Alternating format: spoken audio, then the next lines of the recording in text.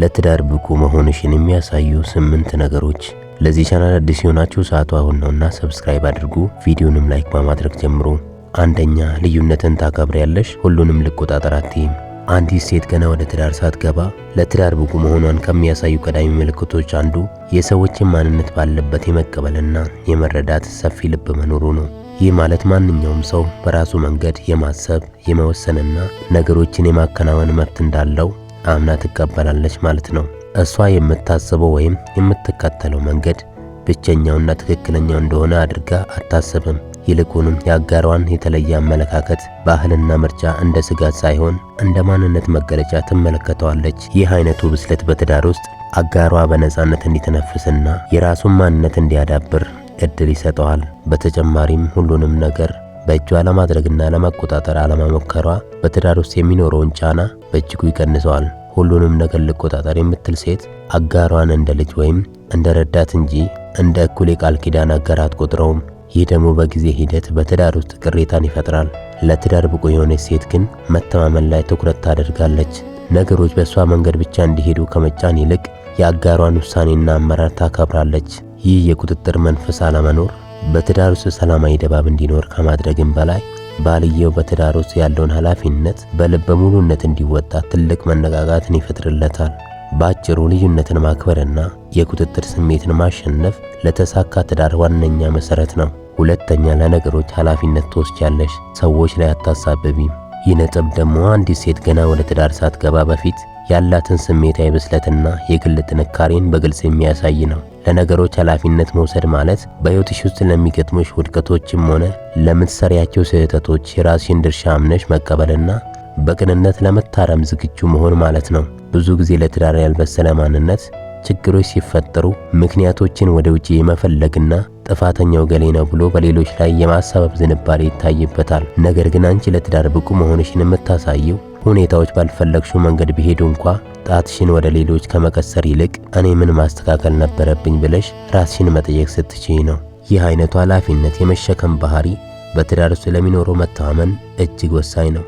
በትዳር ጉዞ ውስጥ አለመግባባቶች መፈጠራቸው የማይቀር ቢሆንም ጥፋትን አምኖ የመቀበልና ለውጤቱም ኃላፊነት የመውሰድ ልምድ ካለሽ ችግሮች በውይይት እንዲፈቱ መንገድ ይከፍታል። ሰዎች ላይ የማታሳብቢ ሴት መሆንሽ አጋርሽ በትዳራቸው ውስጥ የመከላከያ ግድግዳ እንዳይገነባና በአንቺ ዘንድ ተሰሚነት እንዳለው እንዲሰማው ያደርጋል። በአጭሩ ኃላፊነትን የምትወስጂ ሴት መሆንሽ ነገ በትዳርሽ ውስጥ ለሚገጥሙ ፈተናዎች እንደ ሰበብ ፈላጊ ሳይሆን እንደ መፍትሄ አፍላቂ ሆነሽ እንድትቆሚ ያስችልሻል። ይህም ለትዳር ዝግጁ መሆንሽን የሚያረጋግጥ ትልቅ ማንነት ነው። ሶስተኛ፣ ችግር ሲፈጠር አታፈገፍጊም፣ ነገሩ በጊዜው እንደሚፈታ ታምኛለሽ። ይህ ነጥብ አንዲት ሴት ገና ወደ ትዳር ዓለም ሳትገባ በውስጧ ሊኖር የሚገባ የአስተሳሰብ ጥንካሬና የተስፋ መቁረጥ ስሜትን የማሸነፍ ብቃትን የሚያሳይ ነው። ችግር ሲፈጠር አለማፈግፈግ ማለት በትዳር ዝግጅት ወቅትም ሆነ በማንኛውም የህይወት አጋጣሚ ፈተናዎች ሲገጥሙ ነገሮችን ጥሎ ከመጥፋት ወይም በዝምታ ከመሸሽ ይልቅ ፊት ለፊት ተጋፍጦ ለመፍታት መቁረጥ ማለት ነው።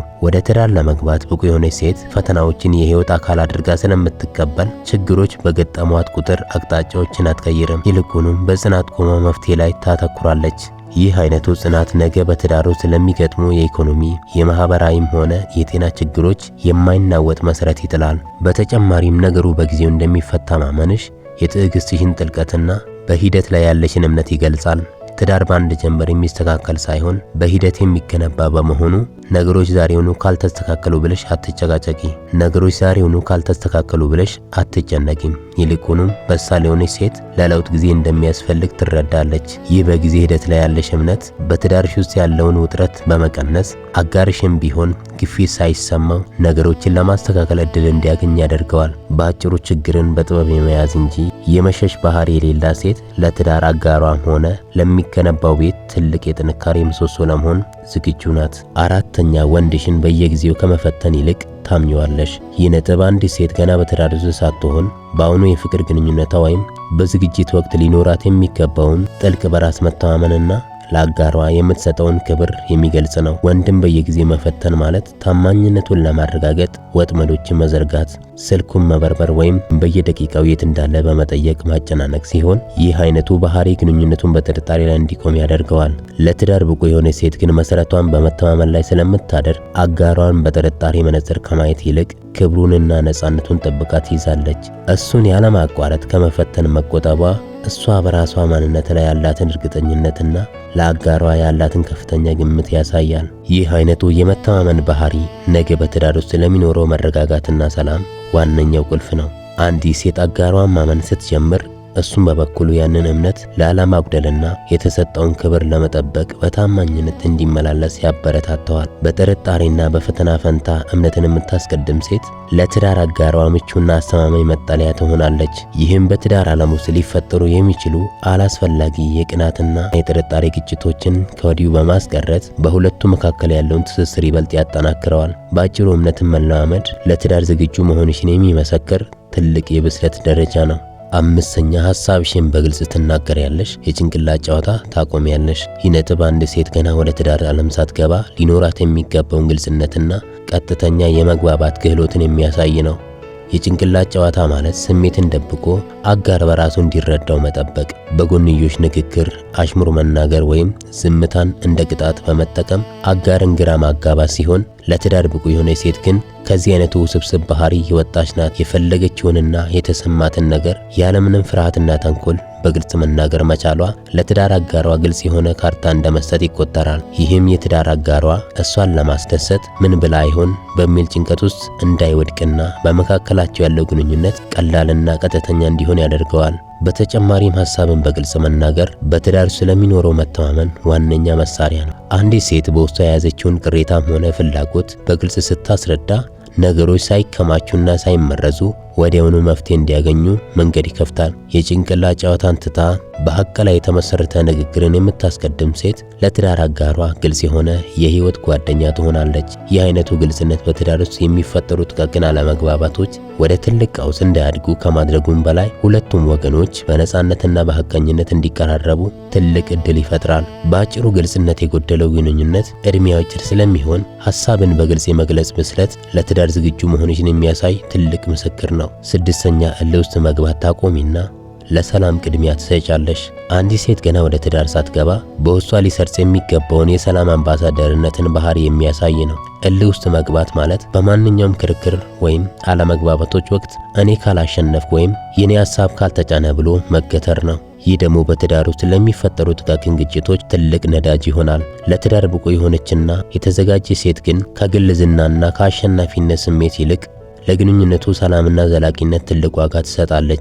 በእልህ ተገፋፍታ ነገሮችን ከማክረር ይልቅ ቆም ብላ በማሰብ ለሰላም የምታመችበትን መንገድ ትፈልጋለች። ይህም ማለት ስህተት ባልሰራችበት ሁኔታ እንኳ ነገሮች እንዲረጋጉ ስትል ዝቅ ማለት የምትችልበት የልብ ስፋት አላት ማለት ነው። ይህ አይነቱ ለሰላም ቅድሚያ የመስጠት ዝንባሌ ነገ በትዳር ውስጥ የሚኖረውን የፍቅር ድባብን ይወስነዋል። በትዳር ውስጥ ሁለት የተለያዩ ሰዎች አብረው ሲኖሩ ግጭት መፈጠሩ አይቀሬ ነው። በዚህ ጊዜ እልህን አሸንፋ ለሰላም የምትቆም ሴት ቤቷን ከመፈራረስና ከጭቅጭቅ ትጠብቃለች።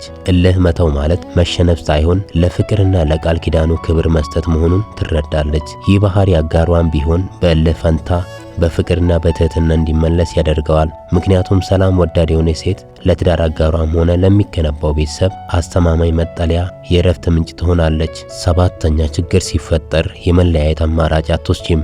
አንዲት ሴት ገና ወደ ትዳር ዓለም ሳትገባ ለቃል ኪዳን የምትሰጠውን ትልቅ ዋጋና ያላትን የአቋም ጽናት የሚያሳይ ነው። የመለያየት አማራጭን አለመውሰድ ማለት በማንኛውም የግንኙነት ውጣ ውረድ ወይም አለመግባባቶች ወቅት ካላለቀሰልኝ ወይም ካልተስተካከለ እለያያለሁ የሚል የማስፈራሪያ ቃልን ከመዝገበ ቃላት ውስጥ ማውጣት ማለት ነው። ለትዳር ብቁ የሆነች ሴት ትዳርን እንደ ጊዜያዊ ስምምነት ሳይሆን እንደ ዘላቂ ቃል ኪዳን ስለምታየው ችግሮች ሲመጡ ውጫዩን ከመፈለግ ይልቅ መፍትሄውን በመፈለግ ላይ ታተኩራለች።